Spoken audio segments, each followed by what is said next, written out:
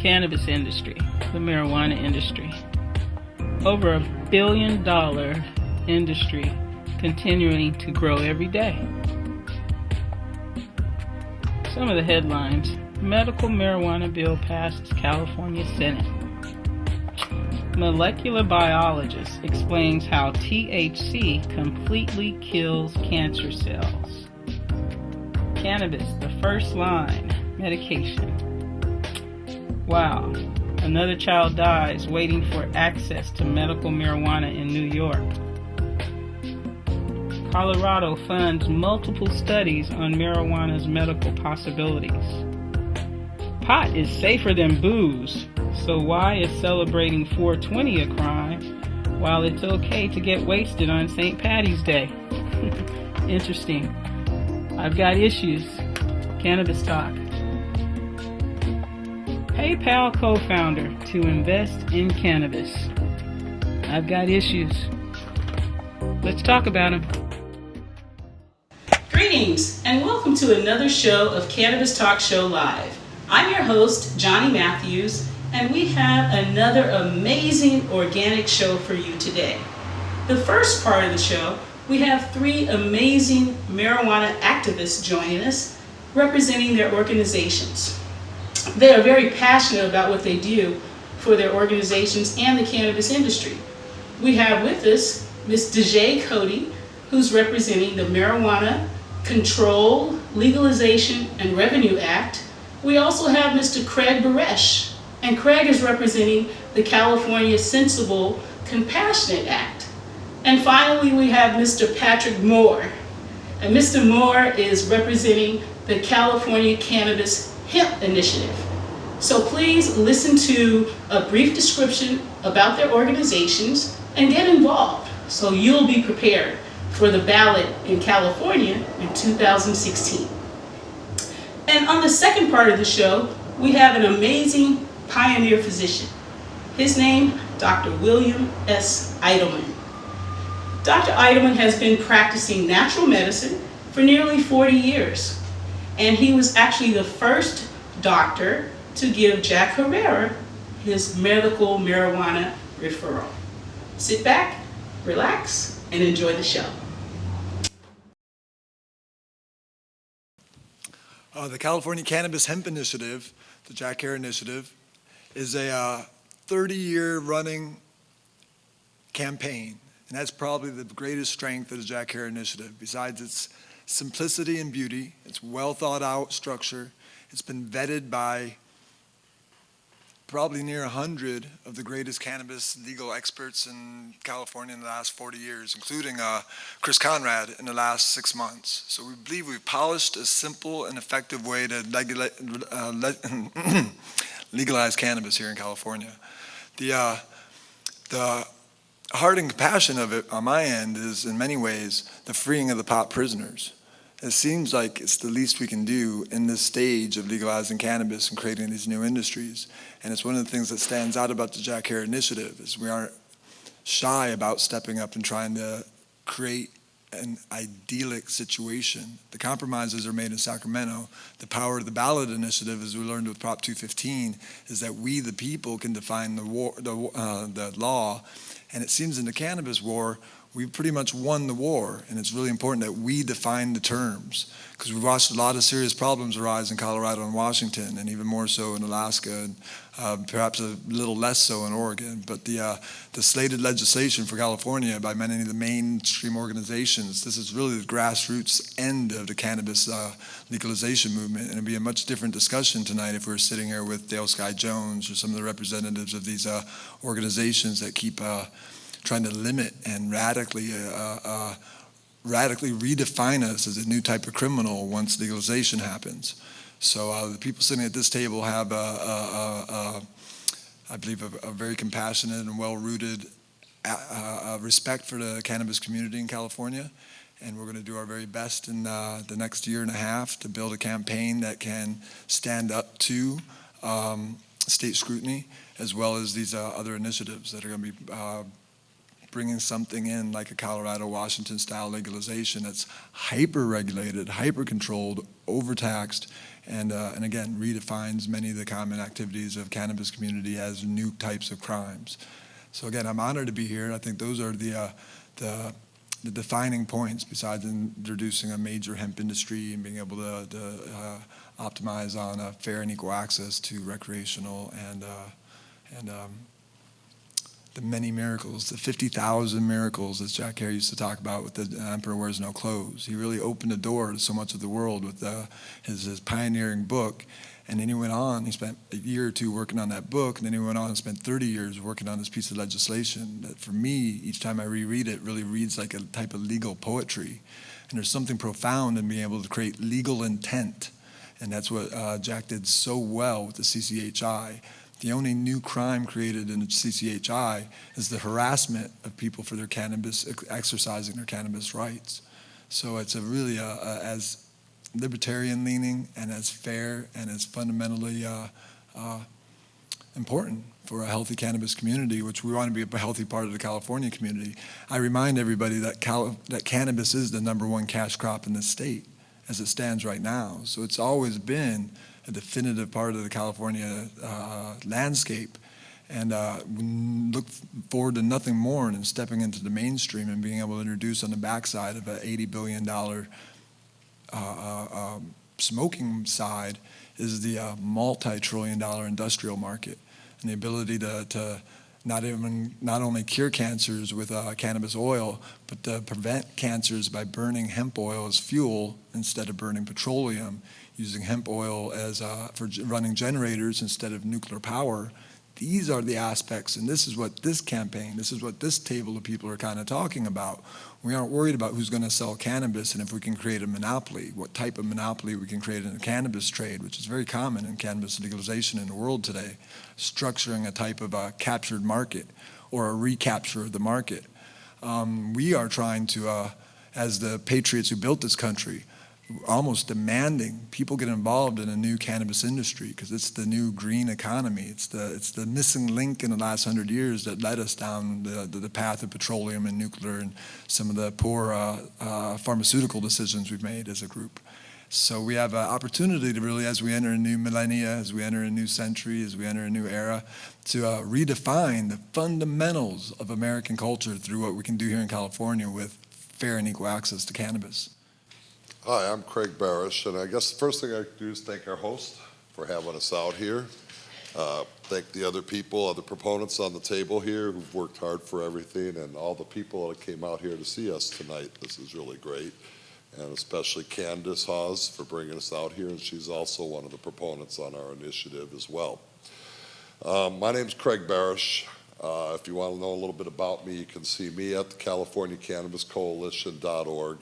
I'm basically one of the proponents for the California Sensible and Compassionate Access Act. What that is it places me in a unique position here at this table because I'm in a position where I can support both of these guys. And I can support any initiative out there because this is a constitutional amendment. It will not compete with any of the legalization, with any of the good legalization acts out there. What this will do is it will make it a right for us to possess, a patient to possess cannabis. It will make it a right for us to be able to grow medical cannabis. It will make it a right for us to transport it and use it, period, a constitutional right, nothing else but that. Easiest words to put it, it's simplicity, simplicity with no regulation and protection. Real simple. We can make this happen. We can end the bans, basically. What's going on right now in our communities is the different communities are banning us from being able to obtain medical marijuana through dispensaries, through patients growing it. They've banned outdoor grows. They've banned certain communities from even being able to grow it indoors. Patients do not have access to medical marijuana as easily as one might think. We need to stand up and make this for the patients. This is about sick people. It's about people that have a right to medicine. It's not something to be taken lightly. This is a human right. It's important that we all stand together and look at this as a medicine And if it's treated as medicine, we need to make it available for every patient that needs it. So that's what the Sensible and Compassionate Access Act does. It's 4 points, it's 1 paragraph, it's a 1-page initiative. Real simple, real easy, no agenda whatsoever. It's designed to keep the people that come in to try to monopolize and take away our rights. It'll block them. It won't work. It will work with good initiatives like this that are currently out there. We can support that because it'll work side by side, enhance each other, yet it will protect the patient's rights. Isn't that where it started in California? Isn't that what it's about, first and foremost, is taking care of the patients? It'll work with legalization. It's a beautiful thing. It puts me in a great position because I can be friends with every one of the good initiatives out there and stand there and support them. But then again, if you come out here to try to take our rights away and monopolize us, everybody at this table is going to stand up and fight because that's what it's about. No more bans. It's time to free the leaf, free the medicine, and let the people say what they want. Thank you. It provides a regulatory structure for telling Sacramento exactly how to tax and regulate cannabis in a very fair and equitable way that protects patients, protects cultivators, protects transmitters, protects everyone in the industry with a very fair and equitable set of guidelines. And the reason we feel that this is very important is we know that between corporations like Monsanto and Big Pharma and Big Tobacco, they would love to take this away from us. And so we want to make sure that while we might not be able to get rid of them, we at least need a set of guidelines that are fair enough that doesn't wipe the mom and pop off the table. That everyone here in California that has been part of this industry gets to continue to be so without getting taken off the map, like I said, by big tobacco, big pharma, big agro, things of that nature. So those, I think, are the two important parts, is that it gives very clear and definitive instructions to Sacramento on how to legalize and tax and regulate the cannabis industry, from hemp to adult recreational to medical, and protecting medical, which is so important now, which we've seen with Washington, and then the component of it being fair and equitable, so our mom and pop industry doesn't get washed.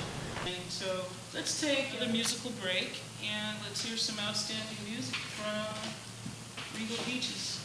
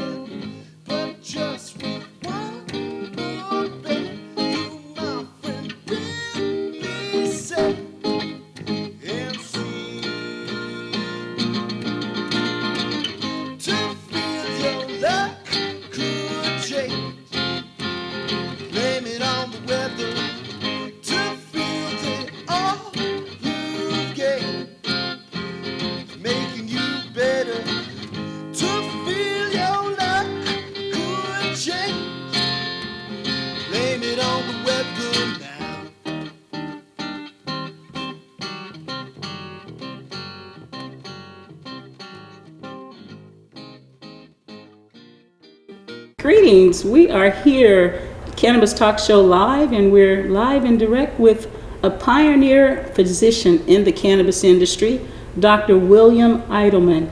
Welcome to Cannabis Talk Show Live, Doctor. Thank you for having me. Oh, thank you for being here. Dr. Eidelman, you've been studying the medicine, the natural medicine, for a number of years, about 40 years now. Almost. Correct? Well, if you can, tell us why you decided to take the natural medicine path opposed to pharmaceuticals, The unnatural. unnatural. Well, when I was in medical school back in the early 70s, I just saw very clearly that the conventional route wasn't working. They had the wrong idea, the wrong approach. It was all about finding drugs to treat the symptoms. There was nothing about finding what is the reason behind the problem, what are natural, non-toxic ways to fix it. And I just felt that the conventional medicine was getting on the wrong train, on the wrong track, going in the wrong direction. I didn't want to be on that train. You've developed quite a few methods to offer your patients for healing. You have the natural medicine, which is, of course, the cannabis. Would you elaborate on that? Cannabis is an herb, it's a plant, and in my work in natural medicine, at the beginning, cannabis wasn't legal. And there are many, many, many other plants and herbs and spices and things in nature for healing. So the earlier part of my practice was basically involved with all these other kinds of foods and herbs and spices for healing, and also there's things one shouldn't eat as well. And then it wasn't until 1997 that the California's Compassionate Use Act became law, and then we could start working with cannabis. You also have nutritional medicine that you offer your patients. And is that also part of the other types of herbs, or elaborate on the natural or the nutritional medicine that you offer? Hippocrates, way back when, 2,500 years ago, said something like, let your food be your medicine and let your medicine be your food. And then people are using cannabis for that, even though it's most commonly smoked. People now are juicing the leaves and the flowers. They're using it in edibles, and it had been used in tinctures in every pharmaceutical house, produced by every pharmaceutical company, and in drugstores around the country, extracts of cannabis either by itself or mixed with other herbs or drugs. What are some of the symptoms or some of the diseases or ailments that you found that cannabis or natural herbs are very positive in healing? Well, cannabis is, for many people, it relieves pain, it relieves anxiety, it helps people sleep. In people who are nausea, it usually relieves nausea. In people who don't have an appetite, it usually brings an appetite. So if somebody has an illness, say, hepatitis or AIDS or cancer or even a bad case of colitis, and they don't have an appetite, they just literally can't get in enough food to feed themselves, cannabis gives them the appetite and can is a lifesaver. I recently read, I believe it was just last week, where they're saying that cannabis also are helping bulimia patients, and that would, I guess, is the appetite or the eating disorder. For a long time, cannabis has been used in cancer treatment or as a part of cancer treatment, in that when people were getting conventional therapies like chemo or radiation, and they would have these horrendous side effects that could include nausea, vomiting, and loss of appetite. Then cannabis takes away the nausea, gives them the appetite, they feel half decent or decent instead of horrible. And so that's been very common for many, many years. And then it's only been in the last few years that, Rick Simpson is the name of the gentleman who first got it started with a very, very, very concentrated cannabis oil that's almost tarry, and he applied it to skin cancers, and the skin cancers melted away in a few weeks. People have used it internally for cancers, and it's had enough favorable results that it's even got the favorable attention of Dr. Donald Abrams, a professor at UC San Francisco, an oncology professor. I've seen at least 2 patients who appear to have cured themselves, one of melanoma, another of, I believe it was lung cancer, some internal cancer that was stage 4, but he apparently got well. The government knows that it's an anti-inflammatory. So let's say somebody has a serious condition like rheumatoid arthritis or lupus, erythematosus, that family. And so there's a lot of inflammation. And then if they start using cannabis on a regular basis, it has anti-inflammatory processes that last longer than the psychoactive effect. So somebody who's using it for their treatment, the anti-inflammatory effect might take 2 or 3 months to build up. So even when they're not, medicated, they're still under the influence of the anti-inflammatory. Oh, so it's still working for them. And it's still working. So then if for some reason they have to stop, it might take 2 or 3 months for the anti-inflammatory effect to wear off and the symptoms really to go back to where they were before. The law office of Bruce Margolin is located right off the Sunset Strip at 8749 Holloway Drive, West Hollywood, California 90069. Phone 800-420-LAW. Nobody should go to jail for marijuana. Bruce Margolin, the #1 marijuana attorney in the country. The website is www.margolinlawoffice.com. Phone 800-420-LAWS.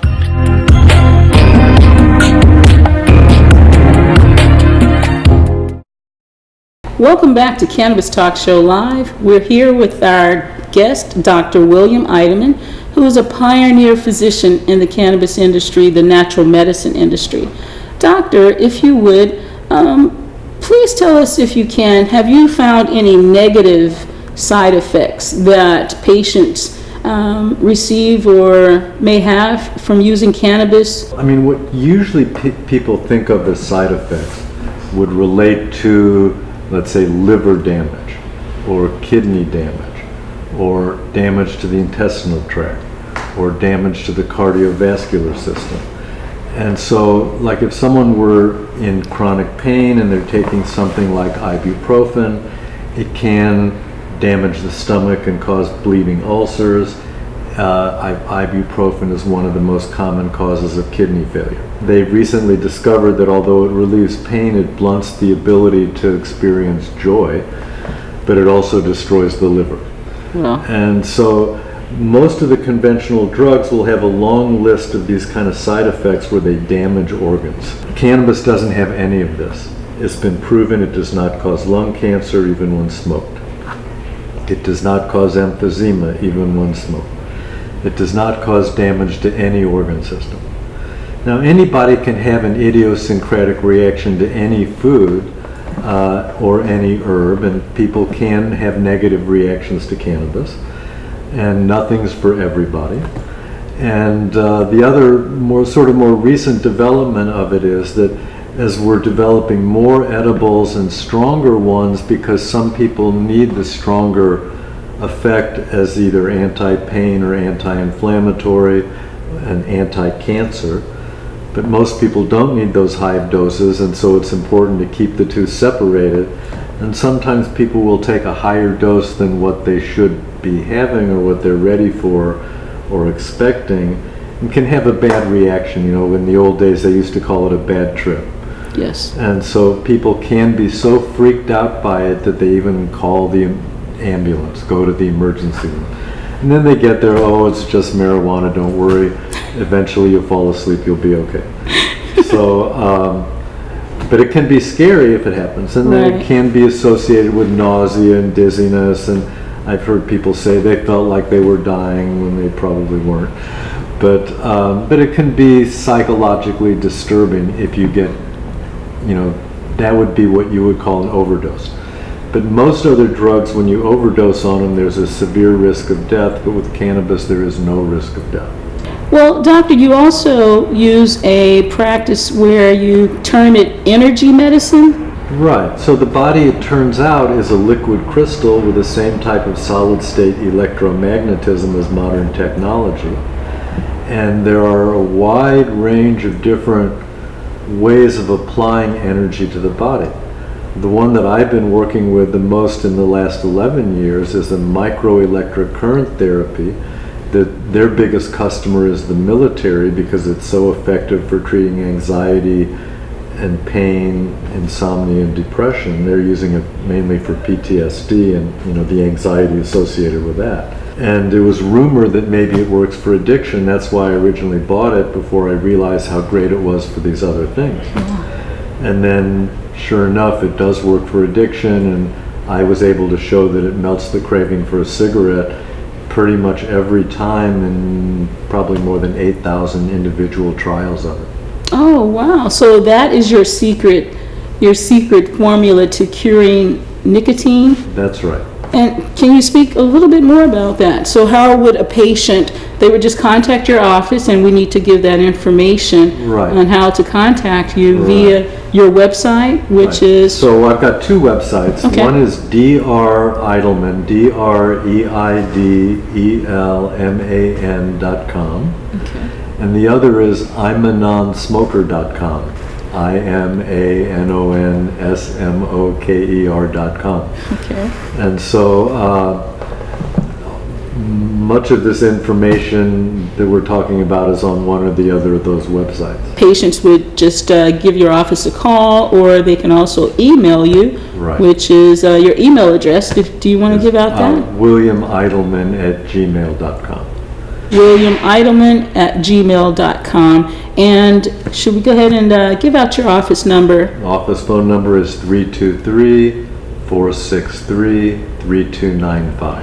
Great, I great. just want to say that anybody can walk in the door craving a cigarette or any addictive substance.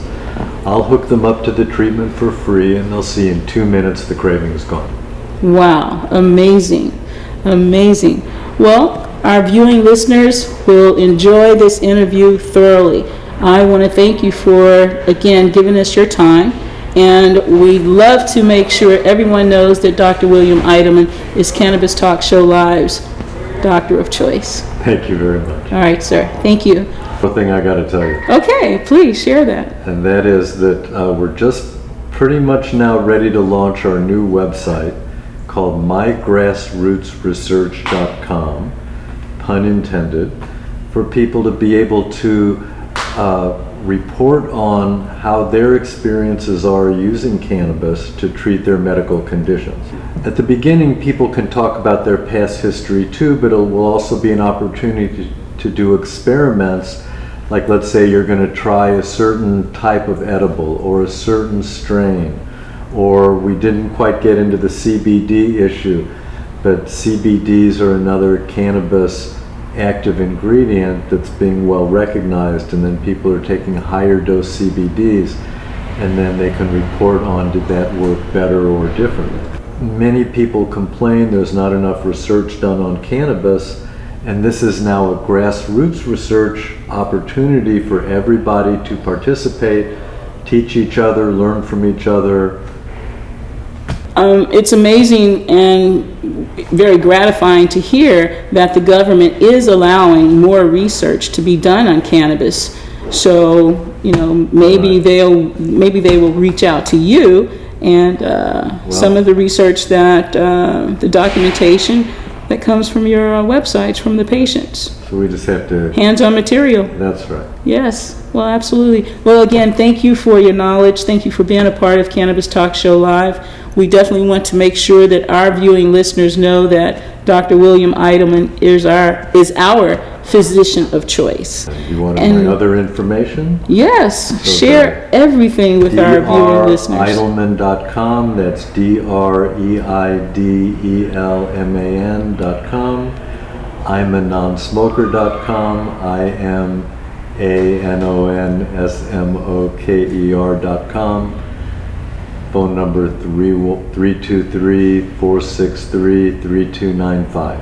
Great, great. All right. Well, thank you, sir. Thank you. And we look forward to having you back on this show Thanks so much. to share more information with us. Thank you for your work, John. Thank you, sir. Well, thank you for watching Cannabis Talk Show Live. We look forward to seeing you on the next show with another great topic and another great guest.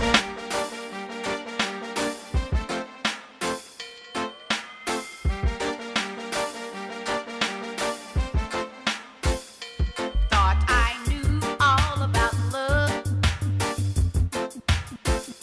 Then I met you, I found out, hey, just how wrong I was.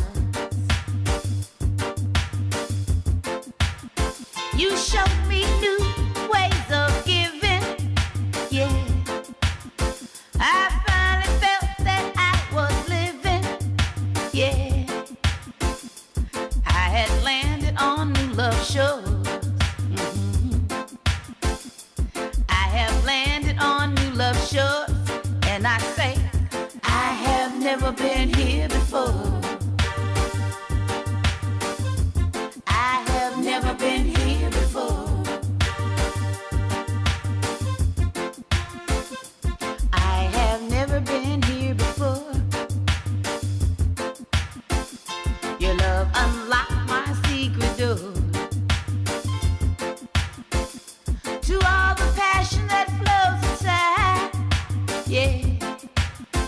Finally now I no longer hide. Yeah. I have never been here before. I have never been here before.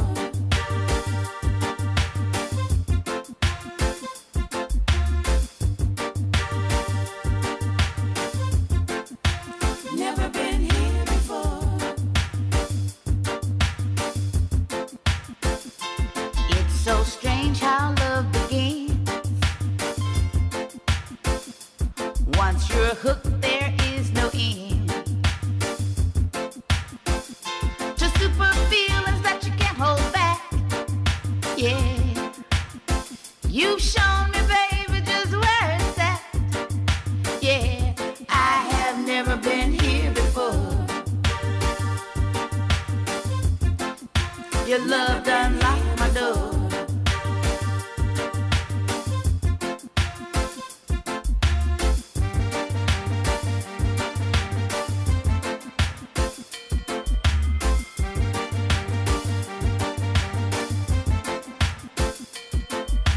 Many have tried to turn me on, yeah, but it's your game of love that's won, yeah.